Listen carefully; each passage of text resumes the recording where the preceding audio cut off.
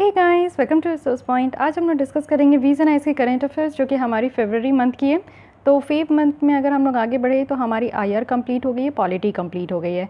आज हम लोग इकोनॉमी के लेसन यहाँ पे देखेंगे तो काफ़ी इंपॉर्टेंट है इस बार की। तो स्टार्ट करेंगे फिफ्थ फाइनेंस कमीशन रिपोर्ट के साथ, फिर उसके बाद हम लोग ब्लू इकॉनमी पॉलिसी लाई जा रही है। आपको पता है कि काफ़ी ज़्यादा हम लोग इन्वायरमेंट पे ध्यान दे रहे हैं, तो अब इकॉनमी में भी हम लोग ब्लू इकॉनमी पे ध्यान देंगे। तो इसके लिए एक पॉलिसी तैयार हुई है, तो उसमें क्या क्या बातें रखी गई है उससे हम लोग देखेंगे। And again CSR amendment rules लाया जा रहा है 2021 के लिए, which is again very important for your prelims point of view as well as your mains. तो ये 3 टॉपिक हम लोग देखेंगे। टाइम बचेगा तो हम लोग डिजिटल पेमेंट इकोसिस्टम ज़रूर स्टार्ट करेंगे। So let's start with the lesson. तो आइए स्टार्ट करते हैं हम लोग यहाँ पे 15 फाइनेंस कमीशन की रिपोर्ट के साथ। एक्चुअली इनका अभी एक रिपोर्ट है जो कि पार्लियामेंट में प्रस्तुत किया गया, तो इसलिए इस रिपोर्ट के बारे में डिटेल देखेंगे। अब सबसे पहले बेसिक फैक्ट्स एंड फिगर देख लेते हैं फाइनेंस कमीशन बॉडी के बारे में। तो ये कैसी बॉडी है? ये कॉन्स्टिट्यूशनल बॉडी है, क्योंकि आर्टिकल 280 के तहत इनका डिस्क्रिप्शन है। और आर्टिकल 280 के तहत कहा जाता है कि प्रेसिडेंट ऑफ इंडिया जो है हर एक 5 साल में एक कमीशन को फ्रेम करेंगे जिनका नाम है फाइनेंस कमीशन। तो ये फाइनेंस कमीशन, जैसे कि नाम से ही पता चल रहा है कि फाइनेंस पैसे को लेकर देकर ही इनका कुछ काम होगा। तो देख लेते हैं कि क्या क्या की एरिया है, ये फंक्शंस कैसा कैसा काम करते हैं। तो ऑब्वियस है कि जो नेट प्रोसीड ऑफ टैक्सेस है, इट मीन्स कि जितनी भी टोटल टैक्सेस यहाँ पे कलेक्ट होती है उनको ये डिस्ट्रीब्यूट करते हैं सेंट्रल और स्टेट गवर्नमेंट के बीच में। साथ ही ये फैक्टर्स भी कुछ होते हैं, जैसे कि grant in aid to the state. राज्य सरकार को अगर पैसे की कमी होती है, फंड की ज़रूरत होती है कुछ स्कीम को इम्प्लीमेंट करने के लिए या फिर कुछ और पर्पज़ के लिए, तो यहाँ पे ग्रांट इन एड के बेसिस पे जो है इनको यहाँ पे पैसे दिए जाते हैं। तो इसको भी देखा जाता है इनके द्वारा। साथ ही पंचायत और जो म्यूनिसिपैलिटीज़ के कुछ रिसोर्सेज है उसको भी सप्लीमेंट करने के लिए यहाँ पे फंड ऑफ स्टेट को यहाँ पे देना होता है। कुछ राज्य सरकार को फंड भी देनी होती है, तो उनके लिए भी यहाँ पे रिकमेंडेशन देते हैं प्रेसिडेंट को। साथ ही कोई और भी मैटर जो कि अगर प्रेसिडेंट यहाँ पे लेकर आते हैं कि इन सारे फाइनेंस से रिलेटेड कुछ काम करना है, कुछ इंटरेस्ट में काम करना है, तो भी इनके द्वारा यहाँ पे काम किया जाता है। So these are all the key functions area जहाँ पे ये फाइनेंस कमीशन काम करते हैं। तो अब देख लेते हैं यहाँ पे 15 फाइनेंस कमीशन के बारे में। तो 15 फाइनेंस कमीशन के जो चेयरपर्सन है वो है मिस्टर NK सिंह, और यहाँ पे इनका रिपोर्ट जो पब्लिश किया गया है उसका नाम है फाइनेंस कमीशन इन कोविड टाइम्स। तो फाइनेंस कमीशन जो है इस बार कोविड टाइम, पैंडेमिक टाइम में क्या काम कर रहे हैं इसके बारे में देखेंगे। एक्चुअली इनको 2 रिपोर्ट यहाँ पे सबमिट करना था। एक जो था वो यहाँ पे स्पेशली फॉर फाइनेंशियल ईयर जो 2020 और 21 के लिए था, और सेकेंड है कि अगला 5 साल के लिए ये कैसे काम करेंगे। और ये भी याद रखना है कि ये पहले ऐसे कमीशन है जिनका जो रिकमेंडेशन स्पैनिंग है वो 6 ईयर्स का हो चुका है। इट मीन्स कि 5 ईयर्स इनका टेन्योर होता है, बट दिस टाइम ये पैंडेमिक के कारण जो है इनका 6 ईयर का टोटल इनका टेन्योर है। तो ये भी याद रखना है कि ऐसे पहले फाइनेंस कमीशन, ये पहली बार 15 फाइनेंस कमीशन है। ये क्वेश्चन बनेगा आगे चलकर। तो टर्म्स ऑफ रेफरेंस के बारे में देखते हैं कि जो 15 फाइनेंस कमीशन की टर्म्स ऑफ रेफरेंस है ये कैसे डिफरेंस है जो पहले के फाइनेंस कमीशन थे, इसके बारे में समझते हैं। तो देखिए, सबसे पहला क्या करना है, यहाँ पे फिजिकल कंसोलिडेशन रोड मैप की बात की जा रही है। इट मीन्स कि करंट फाइनेंस जो दोनों का है, जो सेंट्रल गवर्नमेंट स्टेट गवर्नमेंट दोनों की जो यहाँ पे करंट फाइनेंस है उसको रिव्यू करना है। क्योंकि यहाँ पे देखिए इस तरीके का रोड मैप बनाया जाएगा कि पैंडेमिक के कारण जो रेवेन्यू जनरेशन है वो लॉस हुआ है, सेंट्रल गवर्नमेंट को भी लॉस हुआ है और स्टेट गवर्नमेंट को भी लॉस हुआ है। तो इस चीज़ को बेटर तरीके से यहाँ पे रिव्यू किया जाएगा। साथ ही एक अच्छा खासा रोड मैप भी यहाँ पे आपका रिकमेंडेशन दी जाएगी, जिससे कि एक बेटर तरीके का फिजिकल मैनेजमेंट हो सके। साथ ही साथ यहाँ पे इनडायरेक्ट टैक्सेशन सिस्टम लाने की बात की जा रही है।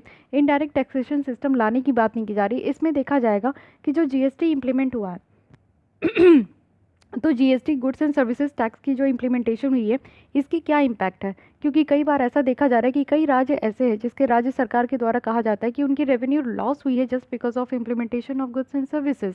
तो ये जो गुड्स एंड सर्विसेज टैक्स की इम्प्लीमेंटेशन के कारण जो उनका लॉस हुआ है, तो सेंट्रल गवर्नमेंट के द्वारा भी कहा गया कि उनको कॉम्पनसेशन प्रोवाइड किया जाएगा।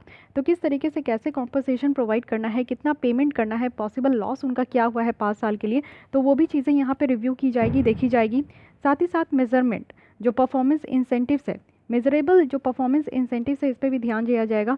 यानी कि कमीशंस के द्वारा ये भी कहा गया है कि वो यहाँ पे मेजरेबल जो परफॉर्मेंस बेस्ड इंसेंटिव्स है राज्यों के लिए या फिर अप्रोप्रिएट लेवल ऑफ जो गवर्नमेंट है, इन एरिया किस किस एरिया में, जहाँ पे टैक्स नेट्स जो है वो डिपेंड हो, या फिर पॉपुलेशन कंट्रोल हो, या फिर पावर सेक्टर रिफॉर्म हो, तो ये सारे एरिया में देखा जाएगा कि किस तरीके से यहाँ पे मेजरेबल परफॉर्मेंस इंसेंटिव्स यहाँ पे देना है। यानी कि अगर कोई राज्य सरकार अपने यहाँ अच्छा काम किए है तो उनके हिसाब से, किस हिसाब से उनका परफॉर्मेंस है, उस हिसाब से उनको जो है यहाँ पे इंसेंटिव्स वगैरह देना है। इंसेंटिव्स क्या होता है, एक तरीके का अप्रिशिएशन है कि अच्छा काम कर रहे हैं तो आपको एक्स्ट्रा पैसा दिया जाएगा, तो इस तरीके से कहा जा रहा है। साथ ही 2011 की पॉपुलेशन को यहाँ पे यूज़ किया जाएगा अगेंस्ट 1971 के पॉपुलेशन डेटा। इससे पहले जो कमीशन थे ना, वो यहाँ पे जो देखते थे, कोई भी जब टैक्स यहाँ पे देना होता था तो वो उनकी काफ़ी क्राइटेरिया होती है, या तो नंबर ऑफ पॉपुलेशन देखा जाता है कि उस राज्य में कितना है, तो जो नंबर ऑफ पॉपुलेशन देखा जाता था वो सेंसस 1971 का रेफर किया जाता था। बट इस बार ये जो करेंगे, ये 2011 की जो सेंसस है वो यहाँ पे यूज़ करेंगे। साथ ही कुछ और यूनिक डिमांड है। ऐसा कहा जा रहा है कि जो पॉसिबिलिटी है, यानी कि नॉन लैप्सेबल जो डिफेंस फंड है उसको क्रिएट करना। नॉन लैप्सेबल कहने का क्या मतलब होता है, जैसे आपने एमपी लैड सुना है, या फिर कोई ऐसा फंड जिसमें कि जो आपका मनी डाला जा रहा है for certain period of time, जैसे 1 करोड़ अगर इंक्लूड किया जा रहा है इस डिफेंस फंड में, वो भी 1 ईयर के लिए, तो 1 करोड़ अगर पूरी तरीके से इस्तेमाल नहीं हो पाया एक साल में, तो दूसरे साल में यानी कि नेक्स्ट ईयर जो है फिर 1 करोड़ जो ऐड किया जाएगा। तो मान लीजिए कि 1 करोड़ में से 50 लाख यूज़ हुआ और 50 लाख नहीं यूज़ हुआ, तो 50 लाख फिर से ये कैरी फॉरवर्ड हो जाएगा नेक्स्ट ईयर के लिए भी। तो नॉन लैप्सेबल है, यानी कि इसमें अगर फंड यूज़ नहीं हुआ तो वो पैसे बर्बाद नहीं होंगे, वो आगे साल के लिए भी कैरी फॉरवर्ड हो जाएंगे। ठीक है, तो ये भी कहा जा रहा है कि ऐसा कुछ फंड यहाँ पे क्रिएट करना है जो कि नॉन लैप्सेबल डिफेंस फंड हो। साथ ही जो आज की डेट में प्रेजेंट अरेंजमेंट है फाइनेंसिंग डिजास्टर मैनेजमेंट इनिशिएटिव, इसके लिए भी कुछ रिव्यू करना है, कुछ अरेंजमेंट लेकर आना है, जिससे कि जो डिजास्टर मैनेजमेंट हो रही है तो फाइनेंसिंग को लेकर भी हो रही है, क्योंकि आप देखते हो कि पैसे को लेकर बहुत प्रॉब्लम अराइज हो रही है। सेंट्रल गवर्नमेंट का कहना है कि उनका रेवेन्यू जनरेट नहीं हुआ है क्योंकि टैक्सेस उतनी ज़्यादा नहीं कलेक्ट हो पाई। राज्य सरकार की भी सेम कंप्लेन है। तो फिर ये सारी चीज़ों को बेटर तरीके से तो मैनेज करके चलना ही होगा। तो ये इनका टोटल जो है टर्म्स ऑफ रेफरेंस है। ठीक है, तो टर्म्स ऑफ रेफरेंस में क्या क्या है, सबसे पहले रोड मैप देखेंगे कि इस तरीके के पैंडेमिक के आउटब्रेक से कैसे जो लॉस हुआ है उसको किस तरीके से लेकर चलना है। इनडायरेक्ट टैक्सेशन सिस्टम कैसा है, परफॉर्मेंस बेस्ड यहाँ पे इंसेंटिव्स देने की बात की जा रही है, और जो सेंसस को यूज़ किया जाएगा वो इस बार न्यू 2011 की पॉपुलेशन इसको यूज़ किया जाएगा। ठीक है, तो एक तरीके से इसको सेंसस ही कहेंगे ना, जो पॉपुलेशन यहाँ पे देखा जाएगा वो 2011 का देखा जाएगा, ना कि 1971 की पॉपुलेशन डेटा यहाँ पे यूज़ की जाएगी। फाइन, अब यहाँ पे देखिए दो तरीके की सबसे इंपॉर्टेंट बात होती है कि 15 फाइनेंस कमीशन का जो यहाँ पे 5 साल का आगे चल के जो पीरियड है, इसमें क्या क्या रिकमेंडेशन दिया गया है। तो दो तरीके से यहाँ पे डिवोल्यूशन होता है, एक तो होता है वर्टिकल डिवोल्यूशन और एक होता है हॉरिजेंटल डिवोल्यूशन। तो ये समझते हैं। इस कमीशन में आप देखो कि रिकमेंड किया गया है कि वर्टिकल डिवोल्यूशन जो है वो 41% का यहाँ पे मेंटेन किया जाएगा। अब ये क्या होता है, इससे पहले आप देखो कि बहुत सारी ऐसी फाइनेंस कमीशन थी जिनका अपना अपना था कि वो राज्य सरकार को कितना जो है वो डिवोल्यूट करेंगे। तो यहाँ इससे पहले जो 14 फाइनेंस कमीशन थे वो यहाँ पे 42% करते थे, उससे पहले यहाँ पे 32% था। तो ये काफ़ी हद तक आप देखो कि चेंज होते गया, और 42% से इनका था कि डायरेक्ट जो यहाँ पे आपका जो वर्टिकल होगा डिवोल्यूशन वो 41% का होगा। ठीक है, और 14 फाइनेंस कमीशन इसको 42% में यहाँ पे मेनटेन करते थे। तो जो 1% यहाँ पे इनका कम किया गया ना, वो कहा जा रहा है कि जो यहाँ पे यूनियन टेरिटरी बना दिया गया है लद्दाख और जम्मू एंड कश्मीर का, उनके डेवलपमेंट के लिए 1% यहाँ पे इस्तेमाल किया जाएगा। ग्रॉस टैक्स रेवेन्यू जो 5 पीरियड का है वो एक्सपेक्ट किया जा रहा है कि 135 लाख करोड़ तक का होगा। ठीक है, तो ये भी ध्यान रखना है, और एस्टिमेट लगाया जा रहा है कि 103 लाख करोड़ तक का यहाँ पे रखा जाएगा। तो ये आपका जो है वर्टिकल डिवोल्यूशन हो गया 41% का। हॉरिजेंटल डिवोल्यूशन देखें तो हॉरिजेंटल डिवोल्यूशन जो है ये 3 प्रिंसिपल पे बेस्ड है। सबसे पहला कि राज्यों को क्या ज़रूरत है, दूसरा कि राज्यों में इक्विटी कितना है, और तीसरा राज्यों की परफॉर्मेंस कितनी है। तो इस तरीके से यहाँ पे जो है हॉरिजेंटल डिवोल्यूशन होगा।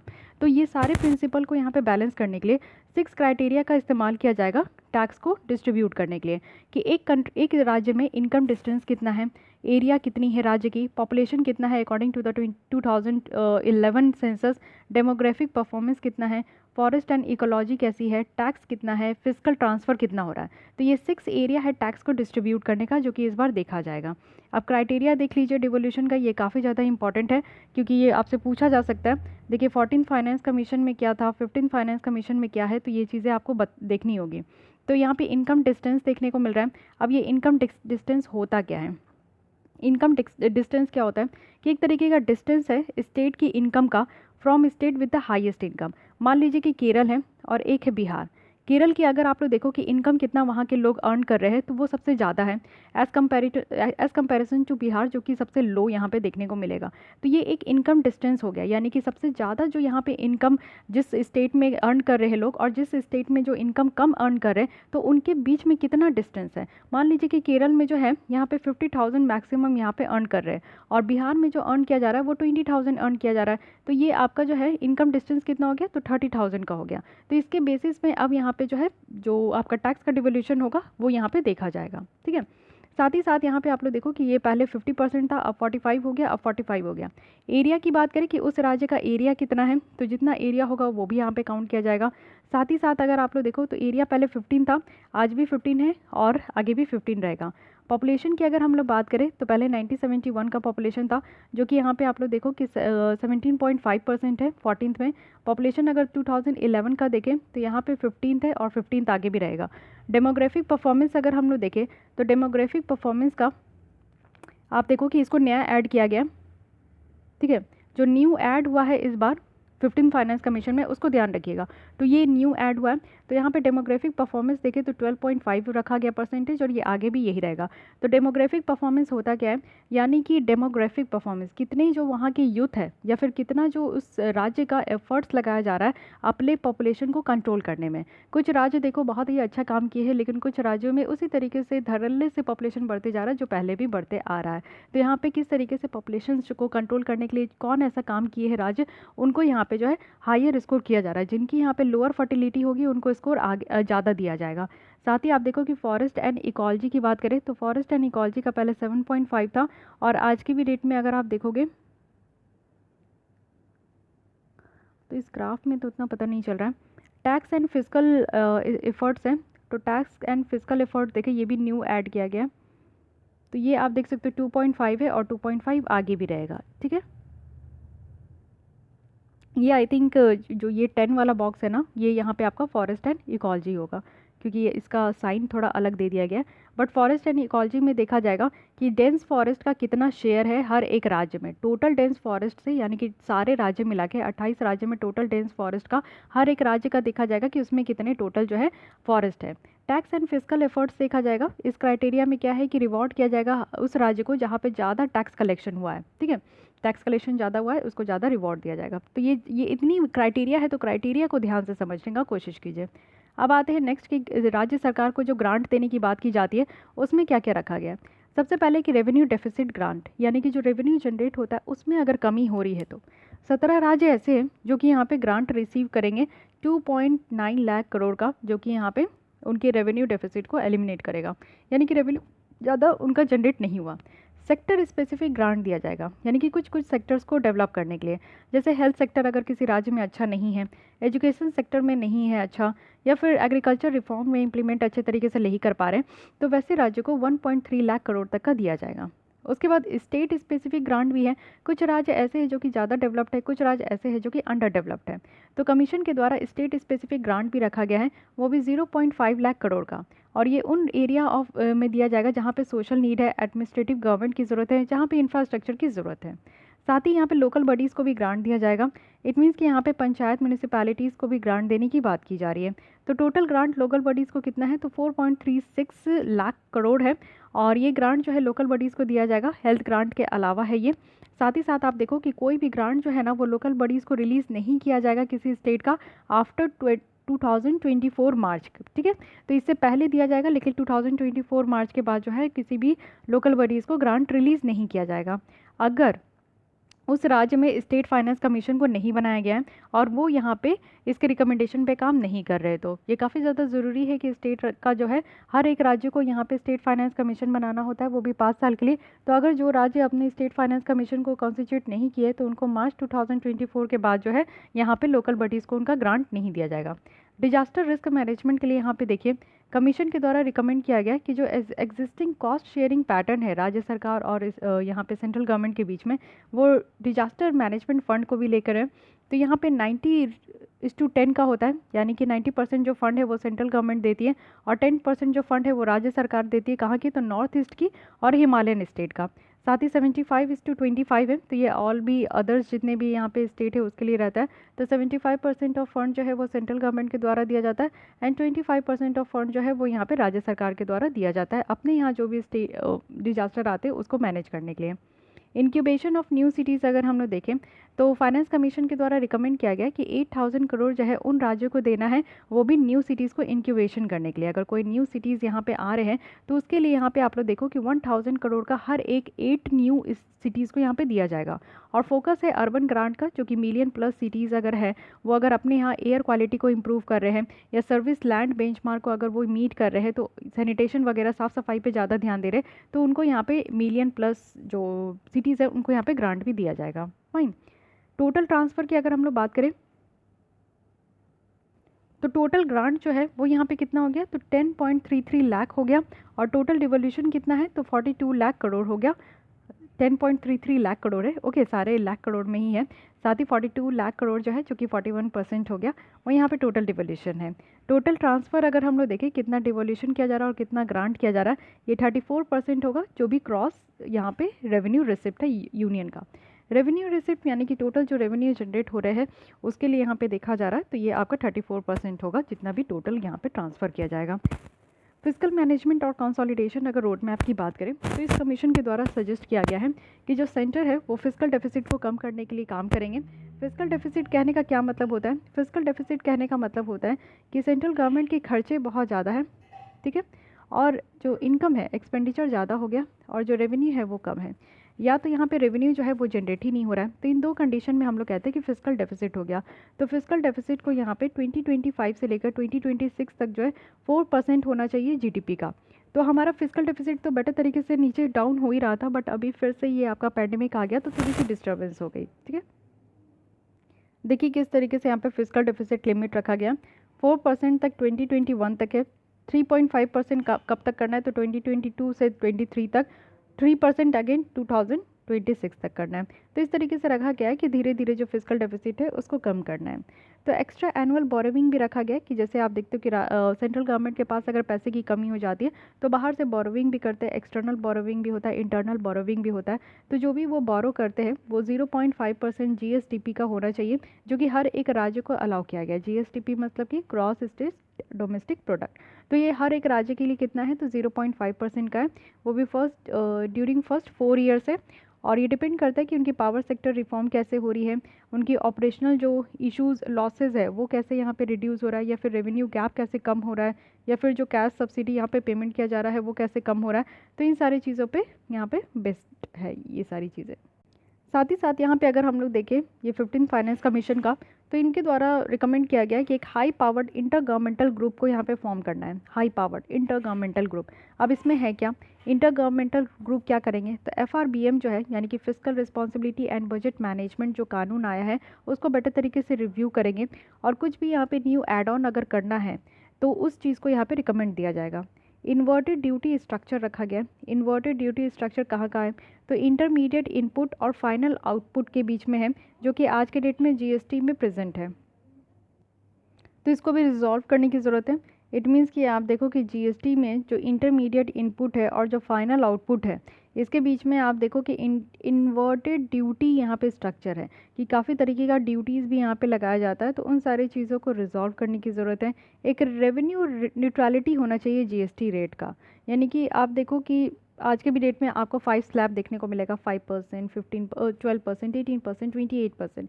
जब भी आप कुछ नया कुछ खरीदने जाते हो, प्रोडक्ट खरीदने जाते हो, तो आपको अंदाज़ा उस हिसाब का नहीं हो पाता है कि इसमें कितने परसेंटेज ऑफ जीएसटी अप्लाई होंगे। तो कहा जा रहा है कि एक न्यूट्रलिटी होना चाहिए जीएसटी रेट का, यानी कि एक ही रेट हो। जब यहाँ पे यूनिफॉर्म टैक्स की बात की जा रही थी, बट यहाँ पे टैक्स स्लैब 5 है, तो यहाँ पे यूनिफॉर्म की तो अभी तक बात की नहीं गई है, हो नहीं रही है। तो यहाँ पे एक न्यूट्रल होना चाहिए, जिससे कि जो प्रॉब्लम है ना वो यहाँ पे मल्टीपल जो रेट स्ट्रक्चर है ना उसके कारण काफ़ी प्रॉब्लम निकल कर आ रही है, तो एटलीस्ट वो कम हो पाएगा। साथ ही एक कॉम्प्रिहेंसिव फ्रेमवर्क यहाँ पे पब्लिक फिनेंशियल मैनेजमेंट को लेकर आना चाहिए, जिसको डेवलप करने की ज़रूरत है। और एक फिस्कल काउंसिल बनाना है जो कि इस्टेब्लिश किया जाए, जिसमें कि एक रिकॉर्ड का एक्सेस हो, यानी कि सेंट्रल गवर्नमेंट और स्टेट गवर्नमेंट की जितनी भी यहाँ पे फिस्कल या टैक्सेस से रिलेटेड जो भी रिकॉर्ड है उसका एक एक्सेस होना चाहिए किसके पास, तो फिस्कल काउंसिल के पास। तो कुछ चीज़ें नई रिफॉर्म करने की ज़रूरत है जो कि यहाँ पे सजेशन दिया गया है फाइनेंस कमीशन की रिपोर्ट में। तो देखते हैं कितनी हद तक इसको इम्प्लीमेंट किया जाता है। ये 21st सेंचुरी का यहाँ पे फिस्कल आर्किटेक्चर बनाया गया है। तो फिस्कल रूल से पहला, और दूसरा है कि FRBM एक्ट, यानी कि पब्लिक फिस्कल मैनेजमेंट प्रोसेस करके चलना है, और फिर फिस्कल इंस्टीट्यूशन पे भी ध्यान देना है। तो इसको ध्यान रखिएगा। फिर यहाँ पे कुछ और भी इनके द्वारा रिकमेंडेशन दिया गया है। सबसे पहला है कि डिजास्टर मैनेजमेंट फ़ंड, यानी कि यहाँ पे क्या है कि स्टेट और जो नेशनल लेवल की डिजास्टर रिस्क मिटिगेशन फ़ंड है, जैसे कुछ भी आपदा आती है, जैसे आप इस पैंडेमिक को भी देखते हो कि ये डिजास्टर मैनेजमेंट एक्ट 2005 के तहत इसी पैंडेमिक को रखा गया है, और इस पैंडेमिक में जितने भी खर्च किए जा रहे हैं वो इसी फंड से किए जा रहे हैं। तो ये जो फंड है ये क्रिएट किया गया है कोई भी तरीके का अगर आपदा आता है तो उसको शॉर्ट आउट करने के लिए, उससे जूझने के लिए। तो इस फंड के बारे में कहा जा रहा है कि इस तरीके का एक स्टेट और नेशनल लेवल भी डिजास्टर रिस्क मिटिगेशन फ़ंड, और वो इसी तरीके से बनाना है जैसा कि हमारे यहाँ डिजास्टर मैनेजमेंट फ़ंड है। तो एक डिजास्टर से रोकने के लिए भी फ़ंड बनाने की ज़रूरत है, जिसमें कि अगर इस तरीके का पैंडेमिक अगेन बाद में आए तो उससे हम लोग को क्या करना होगा। हम लोग को इस तरीके का हॉस्पिटल की जो है कमी नहीं होनी चाहिए, ऑक्सीजन सिलेंडर की कमी नहीं होनी चाहिए, वेंटिलेटर की कमी नहीं होनी चाहिए, दवा की कमी नहीं होनी चाहिए, वैक्सीनेशन की कमी नहीं होनी चाहिए। तो ये सारी चीज़ें हैं जो कि हमें आगे चलकर इस फंड के थ्रू हम लोग इसको बना सकते हैं। साथ ही डिफेंस मॉडर्नाइजेशन फंड की भी यहाँ पे बात की जा रही है कि एक अलग से नॉन लैप्सेबल फंड की ज़रूरत है, जिसमें कि हम लोग अपने डिफेंस और इंटरनल सिक्योरिटी को और भी ज़्यादा मॉडर्नाइज कर सके। मॉडर्नाइज कहने का आज की डेट में क्या मतलब होता है, इट मीन्स कि टेक्नोलॉजी का इन्वॉल्वमेंट ज़्यादा से ज़्यादा करना चाहिए। हम लोग ज़्यादा से ज़्यादा टेक्नोलॉजी और डिजिटाइजेशन का अगर इस्तेमाल करेंगे तो चीज़ें और ईज़ हो जाएगी, फास्ट हो जाएगी और ऑटोमेटिक भी हो जाएगी। साथ ही हेल्थ सेक्टर में आप देखो कि यहाँ पे कहा जा रहा है कि राज्यों को ज़्यादा से ज़्यादा खर्च करना चाहिए अपने हेल्थ सेक्टर्स को, और वो भी 8%। उनका जितना भी बजट है ना 2022 का, तो उसका 8% से ज़्यादा जो उनका खर्च होना चाहिए वो हेल्थ के ऊपर होना चाहिए। प्राइमरी हेल्थ केयर एक्सपेंडिचर जो है वो 2/3 ऑफ टोटल हेल्थ एक्सपेंडिचर करना है, वो भी 2022 तक। तो ये एक रिकमेंडेशन दिया गया। साथ ही जो सेंट्रली स्पॉन्सर्ड स्कीम होते हैं, जिसमें सेंट्रल गवर्नमेंट के द्वारा भी कुछ परसेंटेज ऑफ फंड जो है वो डिवोल्यूट किए जाते हैं, और कुछ स्टेट गवर्नमेंट के द्वारा भी कुछ परसेंटेज ऑफ फंड जो है वो दिए जाते हैं। तो ऐसे ही हम लोग स्कीम्स को क्या कहते हैं, सेंट्रली स्पॉन्सर्ड स्कीम। तो ये एक थ्रेशोल्ड होना चाहिए कि कितना यहाँ पे एनुअल एलोकेशन होना चाहिए। मीन्स एक लिमिट कर दो ना कि इस तरीके का अगर स्कीम ला रहे हैं, जैसे हेल्थ होता है, एजुकेशन होता है, ये मेनली आप देखो कि सेंट्रली स्पॉन्सर्ड स्कीम ही होता है। तो इस तरीके की स्कीम में क्या होता है कि एक थ्रेशोल्ड फिक्स कर लीजिए कि हाँ इसमें एनुअल एलोकेशन कितना होगा। साथ ही फंडिंग जो यहाँ पे किया जाता है सेंट्रली स्पॉन्सर्ड स्कीम का, वो उसको स्टॉप कर देना चाहिए एक समय के बाद, एक लिमिट के बाद। तो ये भी बातें कही जा रही है। तो ये सारी रिकमेंडेशन है इस रिपोर्ट के हिसाब से यहाँ पे कहा जा रहा है, और काफ़ी फैक्ट्स एंड फिगर्स भी हम लोग देख लिए। आई थिंक कि क्वेश्चंस कहीं से भी बनते हैं तो अब आप लोग को कहीं पे भी प्रॉब्लम नहीं अराइज होनी चाहिए। तो कॉन्स्टिट्यूशनल बॉडी के बारे में देख लिए। NK सिंह यहाँ पे 15 फाइनेंस कमीशन के चेयरपर्सन है। ये पहला फाइनेंस कमीशन है 15th, जो कि यहाँ पे इसकी टेन्योर टोटल 6 ईयर्स की है ड्यू टू कोविड-19 पैंडेमिक के कारण। टर्म्स ऑफ रेफरेंस में भी काफ़ी डिफरेंस देखने को मिला है, और सबसे बेसिक बात है कि यहाँ पे 2011 का पॉपुलेशन डेटा लिया जाएगा। साथ ही क्राइटेरिया फॉर डिवोल्यूशन में आप देखो कि demographic performance, tax, physical efforts, तो ये सारे कुछ न्यू क्राइटेरिया भी ऐड ऑन किया गया है, तो इसको भी ध्यान में रखना है। ग्रांट जो इस राज्य को दिया जा रहा है, तो यहाँ पे कुछ न्यू चीज़ें भी ऐड की गई हैं। टोटल ट्रांसफ़र भी यहाँ पे आपने देख लिया, रोड मैप भी देख लिया, साथ ही साथ जो कुछ और भी रिकमेंडेशन था वो भी यहाँ पे देख लिया हम लोग। अब आते हैं नेक्स्ट आर्टिकल में, जो कि है draft blue economy policy for India. इसको भी समझने का कोशिश करते हैं कि ब्लू इकॉनमी पॉलिसी हमारे इंडिया में क्या क्या है, इसको हम लोग क्यों ला रहे हैं। तो सबसे पहले लाया जो जा रहा है ये ब्लू इकॉनमी, वो है मिनिस्ट्री ऑफ अर्थ साइंस के द्वारा यहाँ पे लाया जा रहा है। और साथ ही साथ आप देखो कि अभी फ़िलहाल इसको पब्लिक डोमेन में रखा गया है, जिससे कि बहुत सारे स्टेक होल्डर्स जैसे कि इंडस्ट्री हो गए, NGO हो गए, कुछ एकेडमिक्स हो गए, और कुछ हम जैसे सिटीजन्स जो हो गए, अपनी पॉइंट्स को रख सकें, हमें कैसा लग रहा है इस पॉलिसी को, इसके बारे में आप बता सको। ठीक है, तो ब्लू इकॉनमी है क्या, अब इसको समझते हैं। वर्ल्ड बैंक के द्वारा कहा जा रहा है कि ब्लू इकॉनमी मीन्स कि जितने भी ओशन रिसोर्सेज है उसका हम लोग सस्टेनेबल यूज़ करें। जो आप लोग देखते हो ओशन से काफ़ी चीज़ें हमें मिलती है, मिनरल्स मिलती है, ऑयल मिलती है, काफ़ी चीज़ें हमें मिलती है। एक ट्रेड का रास्ता होता है, फिशरीज़ होती है, वहाँ पे टूरिस्ट डेस्टिनेशन होते हैं, काफ़ी तरीके की चीज़ें आपको देखने को मिलता है कि एक समुद्र हमें प्रोवाइड करता है। तो यहाँ पे जो ओशन रिसोर्सेज है उसका बेटर तरीके से हम लोग इस्तेमाल कर सकें, क्योंकि इसी ओशन से जब हमें इतना बेनिफिट हो रहा है तो एक दूसरी तरफ हम लोग देखते हैं कि प्लास्टिक पॉल्यूशन के कारण जो है ओशन की लाइफ कम हो रही है और काफ़ी ज़्यादा गंदे भी हो रहे हैं। तो एक तरफ तो हम लोग उनका फ़ायदा भी ले रहे हैं और दूसरी तरफ हम लोग उनको बर्बाद भी कर रहे हैं। तो ऐसा नहीं करना है। ऐसा नहीं है कि आज ही खा पी के सारी चीज़ों को ख़त्म कर देना, आगे आने वाले जनरेशन को खुद कुछ नहीं मिलना चाहिए। तो आगे आने वाले जनरेशन को वो सारी चीज़ें मिले जो हमें मिल रहा है, तो उसके लिए हमें सस्टेनेबल तरीके से इसका इस्तेमाल करना होगा, जिससे क्या होगा कि हमारा इकोनॉमिक ग्रोथ भी होगा, लोगों की जो रहन सहन है वो भी यहाँ पे अच्छी तरीके से हो पाएगी, ज़्यादा से ज़्यादा जॉब का क्रिएशन हो पाएगा, और सबसे महत्वपूर्ण बात यह है कि ओशन इकोसिस्टम हेल्दी रहेंगे। ठीक है, तो इसको कहा जा रहा है ब्लू इकॉनमी। ब्लू इकॉनमी में कहने का मतलब है कि इकॉनमिक ग्रोथ होगा, सोशल इंक्लूजन होगा। हम लोग यहाँ पे जो लोग हैं, जो इन्वायरमेंट में रहने वाले जितने जीव जंतु हैं, उनके लाइवलीहुड को हम लोग इम्प्रूव कर पाएंगे, प्रिजर्व कर पाएंगे, अपने इन्वायरमेंट पे ज़्यादा से ज़्यादा फोकस दे पाएंगे। और जितने कोस्टल राज्य हैं हमारे यहाँ इंडिया में, टोटल कोस्टल राज्य कितने हैं ये आपको बताना है, कमेंट बॉक्स में करके बताइए। And total number of state जो कि वेस्टर्न घाट में, और टोटल नंबर ऑफ़ स्टेट जो कि ईस्टर्न घाट में, इसका नाम आप लोग को बताना है। तो कोस्टल एरिया जो होते हैं, जो भी यहाँ पे राज्य हैं जिनकी एक या दो कॉर्नर आपको देखने को मिलेगा, अगर वो समुद्र से टच हो रही है तो उन्हें हम लोग कोस्टल एरिया कह रहे हैं। तो ये सारे राज्य जो क्लाइमेट चेंज के कारण आज के डेट में बहुत ज़्यादा दहशत में है, और कहने के लिए है कि आगे चलकर इन सारे राज्यों में थोड़ी बहुत मुसीबत आएगी, तो उसको हम लोग टैकल कर पाएंगे, और उन सारी चीज़ों के लिए यहाँ पे पॉलिसी बनाई जा रही है जिसे हम लोग ब्लू इकॉनमी कहते हैं। ठीक है, आइए देख लेते हैं आगे चल के। ये देखिए ब्लू इकॉनमी की यहाँ पे पूरी तरीके से ये आपका एक ओवरव्यू है जिसमें आप समझ सको। तो ब्लू इकॉनमी में क्या क्या एक्टिविटीज़ रखी गई है। सबसे पहले आप देखो कि एक रिन्यूएबल एनर्जी का सोर्स है, यानी कि सस्टेनेबल ये मैरिन एनर्जी है, जो कि काफ़ी अच्छा खासा रोल प्ले करती है हमारी सोशियो इकोनॉमिक डेवलपमेंट के लिए। सेकंड है फिशरीज़। आप देखो फिशरीज़ बहुत ही ज़्यादा इंपॉर्टेंट है। मैरिन फिशरीज़ आप देखो तो मोर देन 270 बिलियन US$ तक का ये एनुअली ग्लोबल GDP में ये कंट्रीब्यूट करता है। कितना ह्यूज नंबर यहाँ पे कंट्रीब्यूट किया जाता है। और ना ही यहाँ पे हमारे इंडियंस को भी काफ़ी ज़्यादा इससे हेल्प मिलता है, क्योंकि यहाँ पे जो ज़्यादा से ज़्यादा रेवेन्यू जनरेट हो पाता है और ज़्यादा से ज़्यादा एम्प्लॉयमेंट भी जनरेट हो पाता है, और साथ ही साथ इसमें हमारे जो फिश स्टॉक है उसको भी हम लोग रिस्टोर कर पाते हैं। जितने भी आप आइलैंड कंट्रीज़ देखते हो, जब भी वहाँ पे आप घूमने जाओगे तो उनकी फेवरेट कोई ना कोई वहाँ के अगल बगल जो मिलने वाली फिशेस की प्रजाति होती है ना, वो उनकी फेवरेट होती है, उनकी टॉप होती है, या फिर वहाँ पर आप कहो कि उनकी पहचान होती है। जैसे अगर आप जापान वगैरह, इंडोनेशिया, बाली में जाओगे, सिंगापुर वगैरह जाओगे, या फिर आप थाईलैंड, मलेशिया वगैरह जाओगे, तो वहाँ पे जो एक अलग अलग तरीके की वैरायटी ऑफ जो फिशेस मिलती है ना, वो उन क्रैब्स, फिशेस और भी सी फूड बहुत सारे होते हैं, तो वो उनकी पहचान होती है। तो आप सोचो कि बहुत सारे लोग तो कहीं कहीं घूमने जाते हैं इस तरीके की न्यू न्यू डिश को और न्यू न्यू सी फूड को एक्सप्लोर करने के लिए और उसे टेस्ट करने के लिए, तो वो उनकी पहचान है। तो कितना ज़्यादा उनका जो है, अगर इस तरीके से फिशरीज और ज़्यादा बढ़ेगा तो उससे जो उनका फ़िश स्टॉक है वो और ज़्यादा रिस्टोर हो पाएगा। मैरीटाइम में अगर ट्रांसपोर्ट देखें तो आप जानते हो कि इंटरनेशनल गुड्स का जो ट्रेड होता है वो हमारे सी रूट से सबसे ज़्यादा होता है। तो 80% से ज़्यादा जो इंटरनेशनल गुड्स का ट्रेड होता है वो इसी सी रूट से ही होता है। और टोटल अगर वॉल्यूम देखो तो ये बढ़ते ही जाएगा, क्वाड्रपल कहा जा रहा है कि 4 टाइम्स बढ़ेगा 2050 तक। तो हमें ओशन के हेल्थ पे ज़्यादा ध्यान देने की ज़रूरत है। वेस्ट मैनेजमेंट भी किया जा रहा है। 80% जो लीटर है ओशन में वो यहाँ पे लैंड बेस्ड सोर्सेज से ही है। तो बेटर तरीके से अगर यहाँ पे वेस्ट मैनेजमेंट किया जाएगा ज़मीन में, तो इससे ज़्यादा से ज़्यादा यहाँ पे हेल्प हो पाएगा कि हम लोग ओशन हेल्थ को भी जो है रिकवर कर सकें। साथ ही साथ क्लाइमेट चेंज, सबसे बड़ी प्रॉब्लम तो आज के डेट में क्लाइमेट चेंज है। पूछो कैसे? तो वो ऐसे कि क्लाइमेट चेंज के कारण ग्लोबल टेम्परेचर बढ़ते जा रहा है। ग्लोबल टेम्परेचर बढ़ेगी तो जितनी ग्लेशियर है वो पिघल रही है।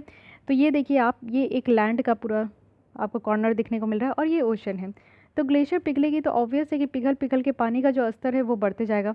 तो ये लेवल बढ़ते जा रहा है पानी का, और पानी का लेवल जिस हिसाब से बढ़ते जाएगा उस हिसाब से हमारी जो लैंड मास है ना वो नीचे होते जाएगी, और जो पानी है वो हमारे जो है ज़मीनों में आते जाएंगे, हमारे राज्यों में इंटर करते जाएंगे, जिसके कारण बहुत सारे आइलैंड ऑलरेडी डूब चुके हैं और ये कगार पे है कि डूबने वाली है। अगर आप लोग मालदीव्स नहीं घूमे हो तो घूम लो, क्योंकि अगले 10 साल के बाद मालदीव्स नहीं देखने को मिलेगा अगर हम लोग क्लाइमेट चेंज को मिटिगेट नहीं कर पाए, और हम लोग जो है इस तरीके का जो ग्लेशियर पिघल रही है जिस रेट से, उसको अगर हम लोग कम नहीं कर पाए, तो अगले अगले 8 से 10 साल में मालदीव्स नहीं बचेगा, क्योंकि सबसे ज़्यादा निचला वही आइलैंड है और उसको टूरिस्ट स्पॉट के ही जैसा इतना खूबसूरत बनाया गया है। तो आई होप कि आप लोग भी घूम के आ जाओ एक बार, क्योंकि वो फिर हमारे जब आगे नेक्स्ट जनरेशन आएंगे तो वो किताबों में पढ़ेंगे। तो आप समझ सकते हो कि कितना ग्रेव सिचुएशन हो चुका है इस क्लाइमेट चेंज के कारण। तो इसका जो इम्पैक्ट है उसे हमें जो है सबसे ज़्यादा कम करने की ज़रूरत है। ठीक है, टूरिज्म की अगर हम लोग बात करें तो हम लोग घूमने के लिए अगर हम लोग सोचते हैं तो दो ही जगह आप लोग सोचते होंगे, या तो आप लोग कोस्टल स्टेट या आइलैंड घूमने का सोचते होंगे, या तो आप लोग हिल स्टेशन घूमने का सोचते होंगे, है कि नहीं। बाकी तो कुछ बचता नहीं है। बाकी और भी आपका थर्ड है तो ठीक है, वो बहुत अच्छी बात है। लेकिन वही चीज़ सोचिए कि अगर इतना सी लेवल बढ़ते जाएगा और इतने तरीके का जो यहाँ पे इतनी ओशन ब्यूटी है वो अगर ख़त्म हो जाती है तो फिर लोग घूमने कहाँ जाएंगे, टूरिज़्म का क्या फ़ायदा होगा। और आपको पता है टूरिस्ट से कितना ज़्यादा फ़ायदा होता है किसी कंट्री को। टूरिस्ट आते हैं तो उनसे जो है उनका फॉरेन करेंसी आता है, टूरिस्ट आते हैं तो कई तरीके की जो हमारी कंट्री की रिचनेस है वो बाहर तक जाती है। एक ग्लोबलाइजेशन का फंडा आप कह सकते हो, कम्युनिकेशन एक बेटर तरीके से हो पाता है, वो हमारी कंट्री की ब्यूटी देख पाते हैं, हम कुछ और भी चीज़ें उनसे सीख पाते हैं। तो इससे क्या होता है कि टूरिस्ट एक बहुत ही अच्छा रोल प्ले करता है, हमारे यहाँ जॉब क्रिएशन होता है, बहुत तरीके की चीज़ें जो है और भी ज़्यादा डेवलप हो पाती है। तो 41 मिलियन विजिटर्स जो है आप देखो कि हर साल यहाँ पे कहीं ना कहीं डेवलपिंग स्टेट में या फिर जो कोस्टल लिस्ट डेवलपमेंट कंट्रीज़ है उसमें ये पहुँचते हैं, जिसमें कि उनका इकॉनमिक ग्रोथ बहुत ज़्यादा होता है, जॉब भी जनरेशन इससे बहुत ज़्यादा होती है। ठीक है, तो ये सारी चीज़ें हैं ब्लू इकॉनमी, जो कि आप पूरी तरीके से ये आप इसको कह सकते हो कि एक ही जगह आपको सारी चीज़ें मिल गई, जो आप समझ सकते हो कि ब्लू इकॉनमी है क्या। अब समझते हैं कि पॉलिसी में क्या क्या रखा गया है। तो चलिए अब समझते हैं कि ब्लू इकॉनमी के लिए क्या क्या यहाँ पे ड्राफ्ट किया जा रहा है। तो सबसे पहले अगर हम लोग देखें तो विज़न और स्ट्रैटेजी बनाने की बात की जा रही है। हमारे जो गवर्नमेंट ऑफ इंडिया है उनके द्वारा काफ़ी दूर तक का विज़न और स्ट्रैटेजी बनाया जा रहा है कि कैसे हम लोग ओशनिक रिसोर्सेज को बेटर तरीके से यूटिलाइज़ कर पाएंगे। एक्चुअली इस पॉलिसी में क्या क्या एम है कि सबसे पहले जो ब्लू इकॉनमी का यहाँ पे कंट्रीब्यूशन है वो हमारे इंडिया के जीडीपी में बढ़ाना है, इम्प्रूव करना है, जितने भी कोस्टल कम्युनिटीज़ हैं उनकी लाइफ को इम्प्रूव करना है, जो मैरीन यहाँ पे बायोडाइवर्सिटी है उसको प्रिजर्व करना है, और नेशनल सिक्योरिटी जो मैरीन एरिया और रिसोर्सेज का उसको मेंटेन करना है। तो ये 4 एरिया है, 4 एम है जिसमें कि ध्यान रखना है। तो क्या है कि जीडीपी हमें बढ़ाना है, कोस्टल कम्युनिटीज़ की जो लाइफ है उसको इम्प्रूव करना है, मैरीन बायोडाइवर्सिटी बढ़ानी है, नेशनल सिक्योरिटी लेकर आना है, जो हमारे रिसोर्सेज वगैरह है उसको सिक्योर करना है। तो गवर्नमेंट ऑफ इंडिया का जो vision of new India by 2030 है, इसमें ये आपको देखने को मिलेगा कि डिफरेंट सेक्टर्स को भी यहाँ पे इंक्लूड किया गया है। साथ ही 6 डायमेंशन जो इसके अंदर रखा गया है ये सागरमाला है, यहाँ पे इंडिया की कोस्ट लाइन और ओशन वाटर को यहाँ पे पावर डेवलपमेंट के साथ यहाँ पे किया जाएगा। साथ ही यहाँ पे ब्लू इकॉनमी में हाईलाइट किया गया है कि 10 करोड़ डायमेंशन जो है वो नेशनल ग्रोथ के लिए होगा। वन ऑफ द 10 करोड़ यहाँ पे आपका जो है 10 करोड़ नहीं 10 कोर डायमेंशंस जो है ये आपका नेशनल ग्रोथ के लिए होगा। ठीक है, उसके बाद डॉक्यूमेंट में क्या क्या बातें रखी गई, तो 7 यहाँ पे थीमेटिक एरिया है। सबसे पहला क्या है कि ओशन गवर्नेंस, यानी कि सही तरीके से यहाँ पे जो डेटा है उसको लेकर आना है और डेटा जनरेट और कलेक्ट करना है। साथ ही उसमें अच्छे तरीके से जो है ना एक बेटर रोबस्ट मैकेनिज्म लेकर आएंगे, जिससे कि हम लोग ब्लू इकॉनमी को बेटर तरीके से डेवलप करेंगे।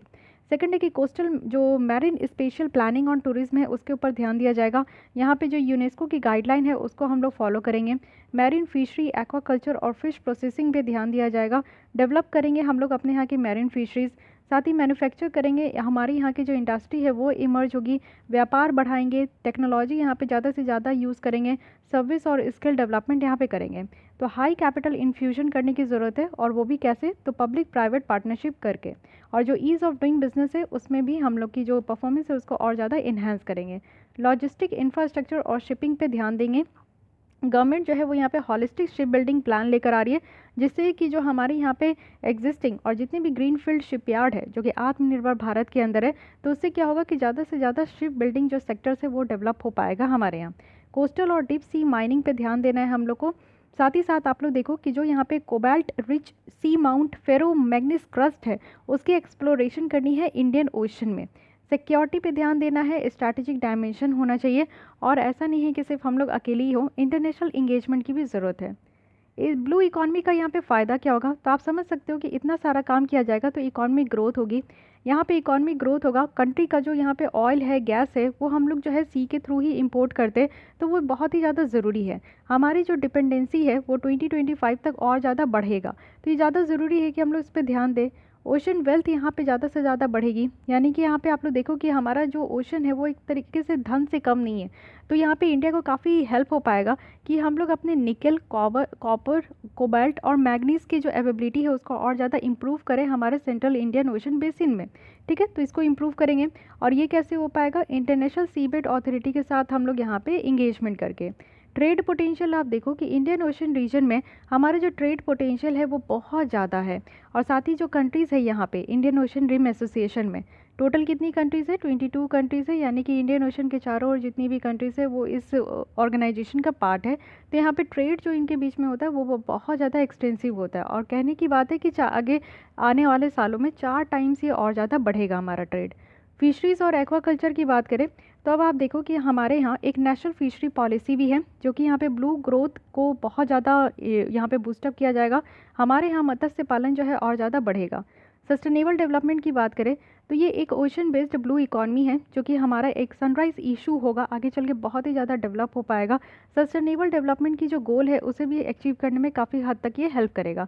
लाइफ बिलो वाटर जो हमारा गोल नंबर 14 है, और 13 है लाइफ अबव अर्थ। ये सारी चीज़ें जो है हम लोग यहाँ पे मेंटेन कर पाएंगे। तो एक बहुत बड़ी ये आप कह सकते हो कि पॉलिसी है और बहुत बड़ा हमारा अप्रोच है, जिसको अगर हम लोग लेकर चले ना तो काफ़ी चीज़ों को हम लोग एक तीर से काफ़ी निशाना कर सकते हैं। लेकिन चैलेंजेस क्या है ब्लू इकॉनमी को यहाँ पे हम लोग को अचीव करने में? तो आप देखो कि ज़्यादा से ज़्यादा अगर फ़िशिंग किया जाता है ना तो अनसस्टेनेबल फ़िशिंग प्रैक्टिसेस भी हो सकती है। फिशरीज़ को बढ़ावा देने से आप देखते हो कि कई बार ऐसा होता है कि ज़्यादा से ज़्यादा फ़िशिंग एक्टिविटीज़ बढ़ने से बहुत सारे जो जीव जंतु होते हैं जो ओशन में रहते हैं वो भी हर्ट होते हैं, पॉल्यूशन बढ़ता है और लॉस ऑफ हैबिटाट भी देखने को मिल रहा है। साथ ही साथ जेंडर इनइक्वालिटी हो रही है, क्योंकि विमेन रिप्रेजेंटेशन आप देखो 1% से ज़्यादा नहीं है। मैरीटाइम इंडस्ट्री एक ऐसा है जहाँ पे विमेन की रिप्रेजेंटेशन आपको देखने को नहीं मिलेगी। तो एक तरीके का जेंडर इनइक्वालिटी हम लोग कह सकते हैं। प्लास्टिक पॉल्यूशन जिस हिसाब से बढ़ते जा रहा है उसको टैकल करना भी एक सबसे चैलेंजिंग टास्क है। तो देखते हैं वो कैसे हो सकता है। सिक्योरिटी इश्यूज़ भी है, क्योंकि आपको पता है कि ये जो इंडियन ओशन वाला रीजन है ना, और वो भी वेस्ट एशिया वाला रीजन जहाँ पे आपको येमेन, ओमान, सऊदी अरेबिया ये सारे कंट्रीज़ देखने को मिलते हैं, पर्शियन गल्फ और रेड सी वाला एरिया, वहाँ पे पायरेट्स बहुत ज़्यादा होते हैं। इट मीन्स कि वहाँ पे समुद्री चोर होते हैं। कई बार तो पूरे के पूरे जो ऑयल टैंक हमारा सऊदी अरेबिया और ईरान, इराक से आता है उसको चोरी ही कर लेते हैं। तो आप समझते हो कि ये जो इंडियन ओशन वाला जो रीजन है जहाँ पे चोरी बहुत ज़्यादा होता है, पायरेसी बहुत ज़्यादा होती है, उसको किस तरीके से टैकल करना भी हमारे लिए एक सबसे बड़ा चैलेंज है। तो चैलेंज बहुत ज़्यादा है, उसी चैलेंज को चीरते हुए हम लोग इस तरीके की जो जितनी भी चीज़ें सोचे हैं, आई होप कि हम लोग इसको पूरा कर सकें। वे फॉरवर्ड में बताया जा रहा है कि हमें यहाँ पे जितनी भी इमर्जिंग इंडस्ट्री है उसको इंगेज करने की ज़रूरत है, जैसे कि बायोटेक्नोलॉजी हो गया, ओशन एनर्जी हो गया, सी बेड माइनिंग हो गई। तो ये सारे काम हम लोग को करना होगा। इंक्लूसिव फ्रेमवर्क है। देखिए इंडियन ओशन रीजन एक ऐसा सस्टेनेबल एरिया है ना जहाँ पे हर एक कंट्री का ऐसा नहीं कि हम सिर्फ भारत ही है, हमारे अलावा साउथ ईस्ट एशिया की कंट्री है, वेस्ट एशिया की कंट्री है, ऑस्ट्रेलिया हो गई, अफ्रीकन कॉन्टिनेंट हो गई। तो बहुत सारे ऐसे कॉन्टिनेंट की भी कंट्रीज़ है जो कि यहाँ पे उनकी बाउंड्री शेयर करती है इंडियन ओशन से। तो काफ़ी हद तक जो है ना यहाँ पे सारी कंट्रीज़ के लिए एक अपॉर्चुनिटी है कि वो अपने यहाँ पे इस हमारे साथ आकर यहाँ पे अपना जो है रीचनेस कर सकते हैं। कॉपरेशन की ज़रूरत है। इंडिया की जो कमिटमेंट है कि हम लोग अपने कॉपरेशन को इस रीजनल पार्टनर में और ज़्यादा स्ट्रेंथन करेंगे तो वो हो सकता है। इकोनॉमिक इंसेंटिव्स देने की ज़रूरत है, यानी कि जितना अच्छा काम हो, यानी कि जितने भी स्मॉलर जो फिशरमैन है, जो छोटे छोटे जो मछली पकड़ने वाले जो लोग होते हैं, उनको यहाँ पे इंसेंटिव्स देने की ज़रूरत है और सस्टेनेबल प्रैक्टिस अडॉप्ट करने की ज़रूरत है। ऐसा नहीं है कि बस मछली पालन करना है और मछली पकड़ना है तो बस एकदम एक्सटेंसिव हो जाए। कोई भी चीज़ ज़्यादा हार्श नहीं होना चाहिए। And excess is bad for everything, तो वो वाला काम यहाँ पे नहीं करना है। ठीक है, तो ये पूरी हॉलिस्टिक यहाँ पे ओवरव्यू मैं दे चुकी हूँ। आई होप कि आपको ये ब्लू इकॉनमी की जो लेसन है काफ़ी अच्छी लगी होगी। और एक चीज़ और, प्लेसर डिपॉजिट के बारे में बताया जा रहा है। So what is this प्लेसर deposit? प्लेसर deposit means क्या होता है कि जो वैल्यूएबल मिनरल्स होते हैं ना, आप देखो जितने भी मिनरल्स है, चाहे वो कोल हो गया, चाहे वो आपका जिंक हो गया, आपका कोबाल्ट हो गया, कॉपर हो गया, ये सारे ऐसे जो वैल्यूएबल मिनरल्स है उनका एक्यूमुलेशन जो कि ग्रेविटी सेपरेशंस के कारण ये फॉर्म हुआ है। और एक स्पेसिफिक सोर्स रॉक देखने को मिलेगा, जैसे कि आप पत्थर पढ़े हो ना ज्योग्राफी में, इग्नियस रॉक है, सेडिमेंट्री रॉक है, मेटामॉर्फिक रॉक है। तो इस पत्थर के स्पेसिफिक सोर्स से जो यहाँ पे आपका डिपॉजिट होते गया, यानी कि एक जगह जो है सारी चीज़ें यहाँ पे आपका मिल के रहते गया, तो उसको हम लोग प्लेसर डिपॉजिट कहते हैं। और इंडिया आप जानते हो कि प्लेसर मिनरल्स में काफ़ी ज़्यादा रिच है। जैसे हमारे यहाँ निकल, uranium, copper, thorium, titanium, polymetallic sulphide, polymetallic manganese nodule, क्या क्या नहीं है, हम लोग इन सारी चीज़ों से काफ़ी ज़्यादा रिच है। पॉलीमेटालिक नोड्यूल्स और पॉलीमेटालिक मैसिव सल्फाइड्स जो है, ये दो ऐसे मिनरल रिसोर्सेज है हमारे कमर्शियल इंटरेस्ट का, जिससे कि हम लोग इंडियन ओशंस में जो है ना डेवलपर बन सकते हैं। टिपिकली आप देखो तो 4 to 5 किलोमीटर वाटर डेप्थ में पॉलीमेटालिक नोड्यूल्स जो है ना, वो golf to tennis ball size का जो है, इतने बड़े बड़े यहाँ पे आपका मिलता है, जिसमें आपका निकल प्रेजेंट होता है, कोबाल्ट होता है, आयरन होता है, मैग्नीज होता है। तो ये आप समझो कि ऐसा नहीं है कि 1-2 साल में बन जाते हैं। इन सारी चीज़ों को बनने में, ये जो हमारा जो मिनरल है ये बनने में कई मिलियंस ऑफ ईयर्स लग जाते हैं। तो ये कई मिलियंस ऑफ ईयर्स का ही रिजल्ट है जो आज के डेट में हम कहते हैं इतने फ़ख्र से कि हमारे भारत में इतने खनिज अवेलेबल हैं, हमारे भारत के चारों ओर जो इंडियन ओशन है उसमें इतने खनिज अवेलेबल है। तो ये इसके हमें क्या कहते हैं, इसे हम कहते हैं प्लेसर डिपॉजिट। तो इसे भी आपको पता होना चाहिए, ठीक है। तो आई होप कि आपको ये बेटर तरीके से समझ में आ रहा है।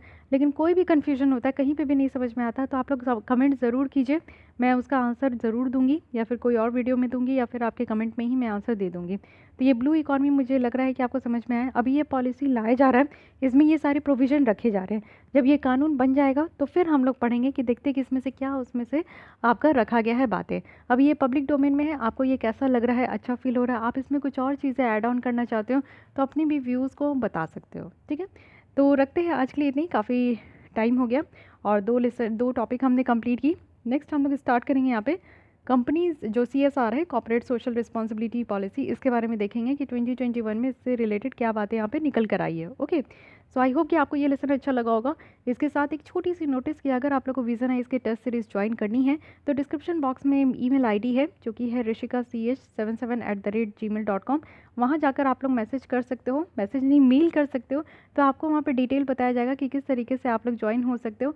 और अगर ज्वाइन करना है तो प्रोसीजर भी आप लोग को वहीं इसी ईमेल ID पे बताया जाएगा। साथ ही साथ डिस्क्रिप्शन बॉक्स में एक अनदर चैनल का लिंक भी दिया गया है, उसको भी आप लोग ज्वाइन कर लीजिए। इन केस अगर ये चैनल हमारा हैक हो जाता है, बंद हो जाता है, किसी भी कारण टर्न डाउन हो जाता है, तो हम लोग स्टे कनेक्टेड रहेंगे दूसरे चैनल्स में, और विद इन 2 डेज़ में आपको सारी लेसन्स वहाँ पे प्रोवाइड कर दी जाएगी। कोई भी वीडियो आपका लॉस नहीं होगा, ठीक है।